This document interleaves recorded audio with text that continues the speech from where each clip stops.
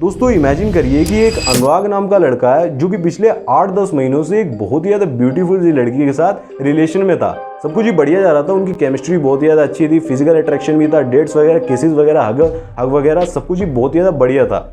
But अचानक से क्या हुआ, एक दिन वो लड़की इंटरेस्ट लूज कर गई, सब कुछ ही कोल्ड सा हो गया, वो वापस से अपने टॉक्सिक एक्स के पास चली गई।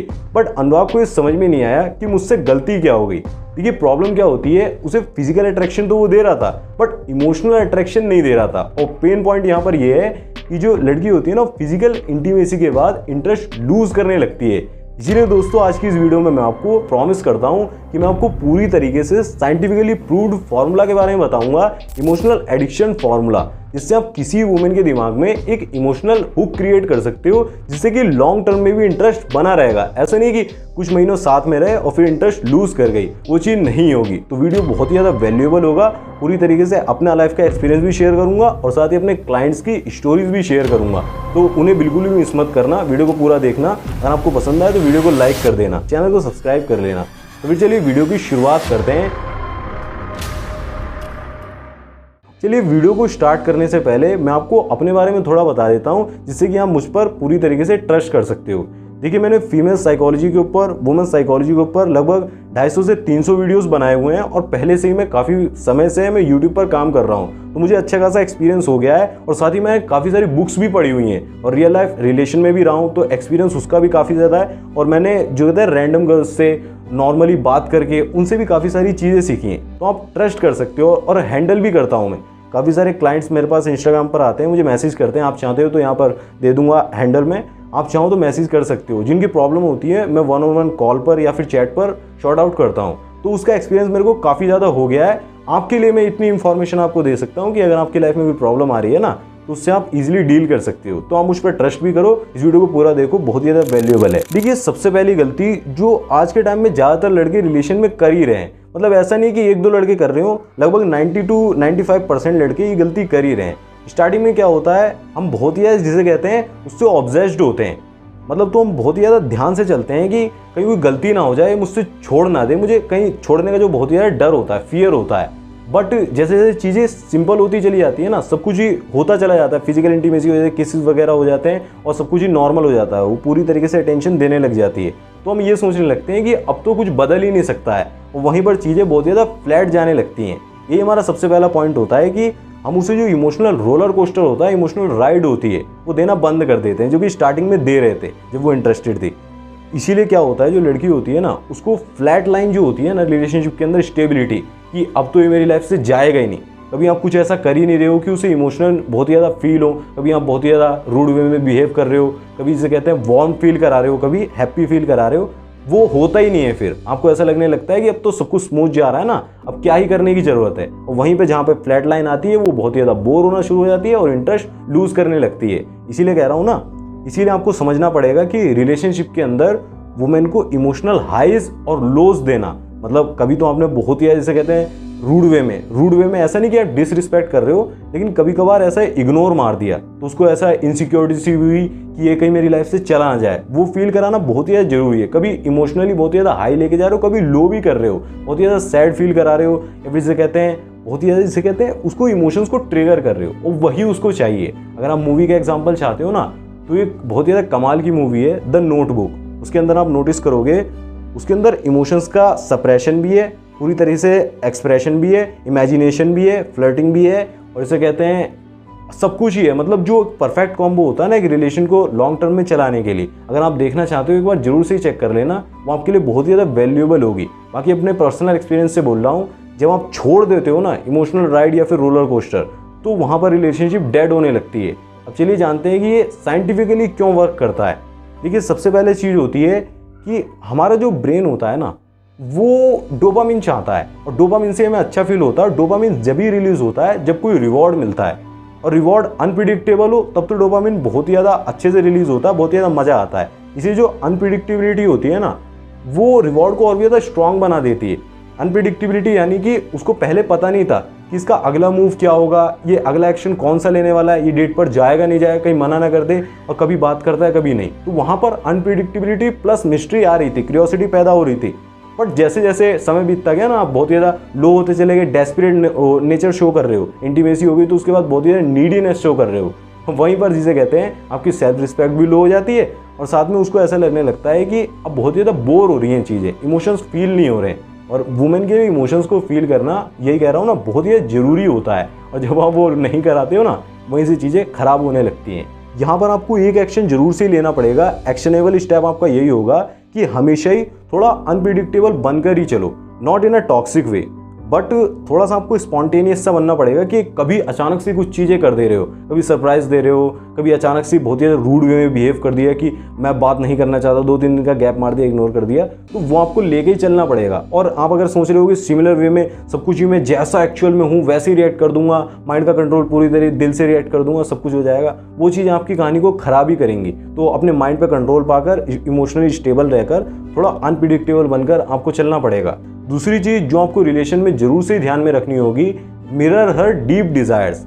यानी कि जो लड़कियां होती हैं ना, उनके अंदर अपनी एक आइडियल सेल्फ इमेज होती है, यानी कि वो जैसा फ्यूचर में बनना चाहती हैं, अपना बेस्ट वर्जन जो भी चाहती हैं लाइफ में करना, वो करना चाहती हैं। तो इसके लिए सबसे पहले तो आप पता करो कि वो अपनी लाइफ में चाहती क्या है, मतलब उसके डीप डिज़ायर्स क्या हैं। वो ड्राइंग में आगे बनना चाह रही है, एक्टिंग में जाना चाह रही है, सिंगिंग में, किसी भी चीज़ में, तो आपको समझ में आएगा कि हाँ ये करना चाह रही है। और फिर आपको उसे ऐसा फील करवाना होगा, मेक हर फील कि आपके साथ होने से उसका बेस्ट वर्जन वो बन रहा है, उसकी जो अंदर की आइडियल इमेज है ना, वो बाहर निकल कर आ रही है, वो ग्रो कर रही है, ऐसा आपको उसको फील कराना होगा। और जब आप कॉन्वर्सेशन के अंदर उसके डीप डिज़ायर्स को डालोगे ना, यानी कि जैसे कि अगर मैं एग्जांपल दूं कि जब आप उससे ड्राइंग की बात कर रहे हो, उसे ड्राइंग में आगे जाना है, तो आप उसको बता रहे हो कि हाँ पिछली बार से इस वाली ड्राइंग में ये इंप्रूवमेंट्स हैं, जो कि जेन्युइन लगनी चाहिए।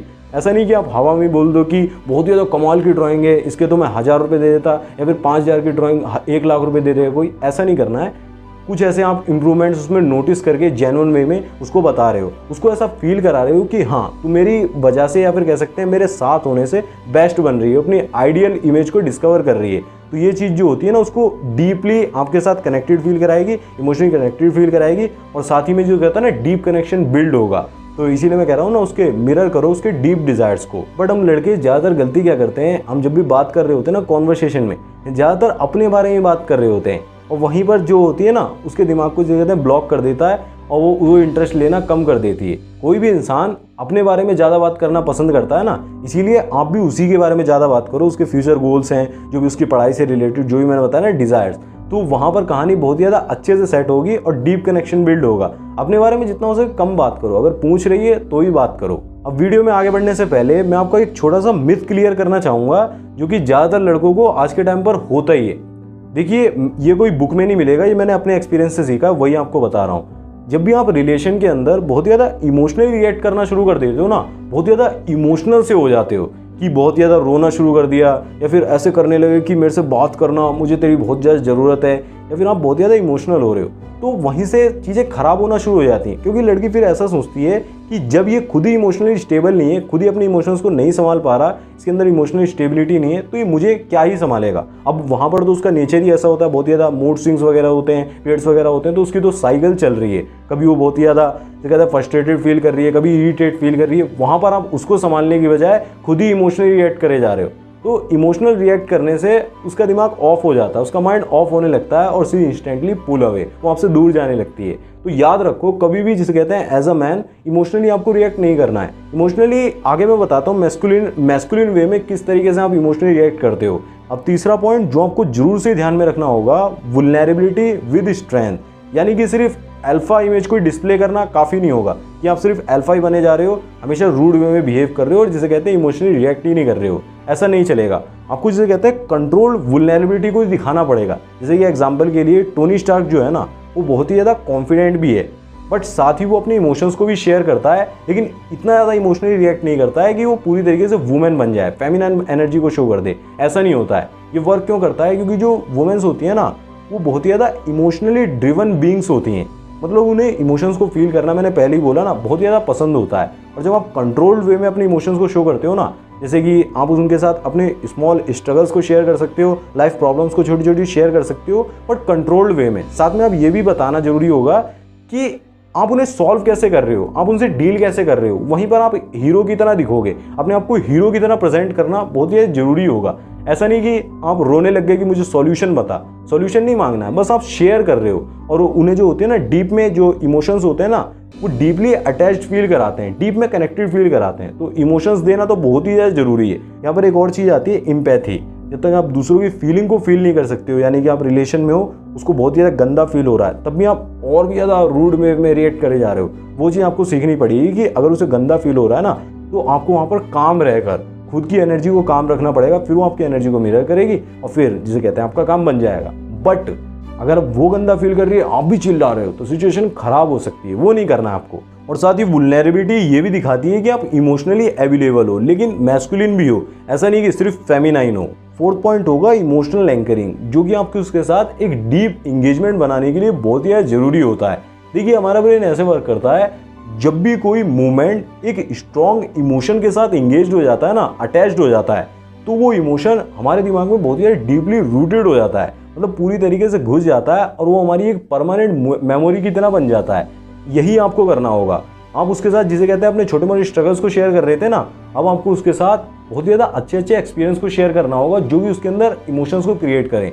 फॉर एग्जाम्पल, जैसे कि आपकी फर्स्ट डेट हो सकती है, फर्स्ट किस हो सकता है, फर्स्ट लाफ हो सकता है, जब आप बहुत ज़्यादा खुलकर हंसे थे, वो उसकी मेमोरी में इतना ज़्यादा डीप में रूट हो जाएंगे ना, डीप में घुस जाएंगे कि जब आप अवेलेबल नहीं होंगे ना, तब भी उसे आपको आपकी याद दिलाने में हेल्प करेंगे। इसके पीछे की साइंस ये होती है, इमोशनल एंकरिंग जो होती है ना, वो लॉन्ग टर्म मेमोरी को क्रिएट करने के लिए, लॉन्ग टर्म मेमोरी क्रिएशन के लिए बहुत ज़्यादा वैल्यूएबल होती है। जब आप नहीं अवेलेबल होते हैं ना, तब भी वो सामने वाले के दिमाग में आपकी मेमोरीज जो इमोशंस से कनेक्टेड होती हैं वो आते रहते हैं। जैसे कि एग्जांपल के लिए मैं बोलूँ, आप किसी बुक शॉप पे गए थे, वहाँ पर बहुत ज़्यादा जो स्मेल थी ना, वो बुक्स की, आप पता हो पेपर की स्मेल होती है, तो वो बहुत ज़्यादा अच्छी आ रही थी और उसी स्मेल को आपने जिसे कहते हैं उसको याद दिलाया था। तो वो जब स्मेल दोबारा से वो फील करेगी ना किसी बुक के अंदर या कहीं भी, तो दोबारा से उसे आपकी याद आएगी। मैंने कहा ना, इमोशंस से यादों में जिसे कहते हैं आपको जाना पड़ेगा, वही चीज़ आपके लिए बहुत ज़्यादा वैल्यूएबल होगी। प्रैक्टिकल वे में अगर कहूँ ना, जो प्लेन एक्सपीरियंसेस होते हैं ना विद शेयर्ड इमोशनल इंटेंसिटी,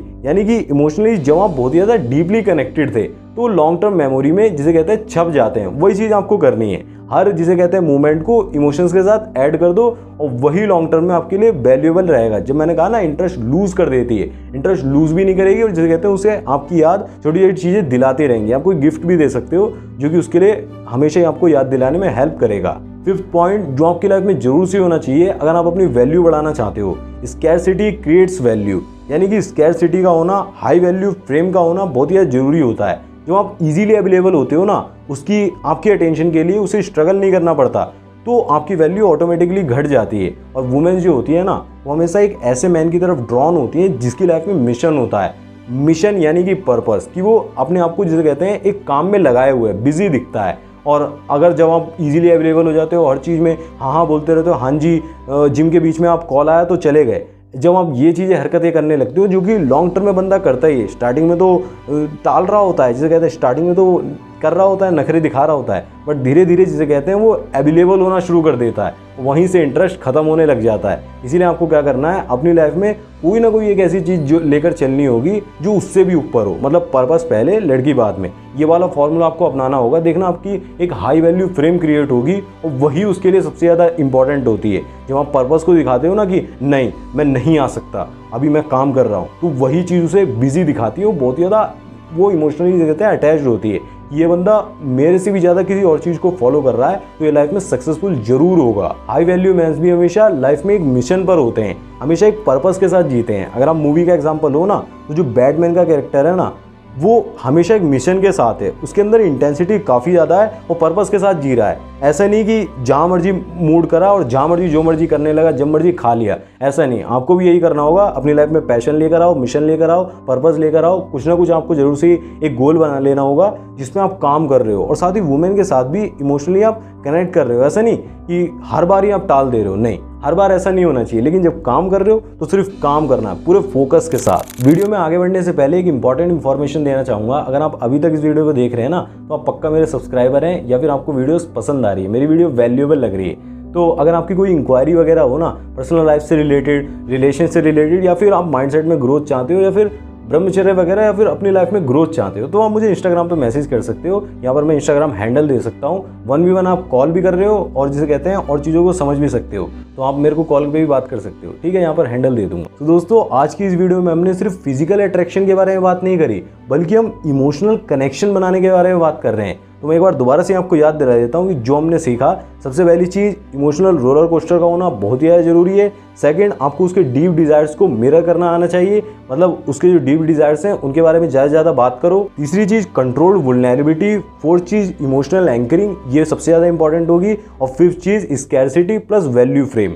ये 5 पॉइंट्स अगर आप रियल लाइफ में अप्लाई करते हो ना, तो मेरे को एक भाई ने इंस्टाग्राम पर मैसेज करा था कि मेरी भी गर्लफ्रेंड जो है इंटरेस्ट लूज कर सके, वो दोबारा से इंटरेस्ट भी आएगा और जिसे कहते हैं लॉन्ग टर्म में रिलेशन बेटर भी होगा और आप सेल्फ भी ग्रो करोगे, खुद भी ग्रो करोगे। ऐसा नहीं कि सिर्फ रिलेशन में ही, आपका भी वर्जन जो है ना वो अपग्रेड होगा। तो ये वीडियो अगर आपको वैल्यूएबल लगा तो वीडियो को लाइक कर देना। बाकी अगर आप ये जानना चाहते हो ना कि सिलेक्शन का कैसे यूज़ करते हैं और एक्चुअल में जो उसके इमोशंस होते हैं उसे इजीली कंट्रोल कैसे कर सकते हैं, जो कि मिस्ट्री से बिल्ड होता है, तो इस वीडियो में बहुत ही ज़्यादा डिटेल में बता दिया। एक बार चेक कर लेना, आपके लिए बहुत ही ज़्यादा वैल्यूएबल होगी। बाकी आप मैस्कुलिन फ्रेम को क्रिएट करना चाहते हो तो इस वीडियो में बता दिया है। आप साथ में सारी चीज़ों को लेकर चलोगे ना तो आप ग्रो भी करोगे और मुझे भी मज़ा आएगा। वीडियो को लाइक जरूर से करके जाना, कमेंट करके जाना आपको वीडियो कैसा लगा। तो फिर चलिए मैं मिलूँ आपसे नई वीडियो में। ऐसी वीडियोज़ को देखते रहें, शेयर करते हैं। धन्यवाद। जय श्री राम।